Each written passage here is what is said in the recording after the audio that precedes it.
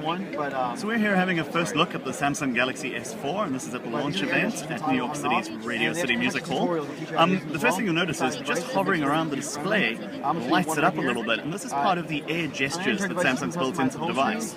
So if we unlock it, to give you an example of some of the uses for this, say you wanted to move an app around, so you know you'd hold it up and you get it to jiggle, and then you want to change screens, you'd have to move to the edge of the screen. Well, now if you just hold the app, you can actually just swipe your hand over the screen and it'll actually move between them. And this has been used for other purposes too. So for example, in a call, should the phone ring, you can actually answer a call without making contact with the screen. If we go into things like mail or messages or similar, if you hover over any of the individual messages in your inbox, you can actually get a preview of it without actually making contact with it and without marking it as read. And this functionality has been carried over into a lot of different things. So you can do it in text messages as well, and if you do it in the photo gallery, you can get a sort of thumbnail view. The other bonus is you can actually operate the phone with gloves on without having to have capacitive fingertips on the gloves or anything special.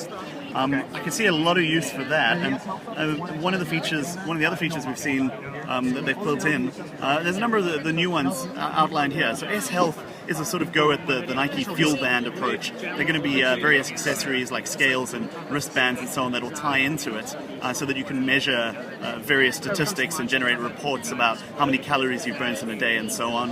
In the corner here we've also got S Translator, which does text to voice or voice to text translation in 10 languages at launch, and that'll no doubt be expanded in future, and that's really useful for the traveler. It's also got key phrases and that sort of thing built in. There's a lot of automation really. That seems to be the theme with this, is how to make things simpler for users. So Story Album, for example, will create albums from your photo gallery based on time or date or location or other factors, and put them together in a really nice slick interface.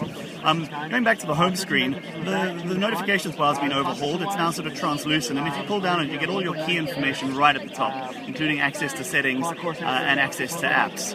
What we've also got overhauled is in the camera. We've made much better use of the front-facing camera now. You see, you can actually pick me up there.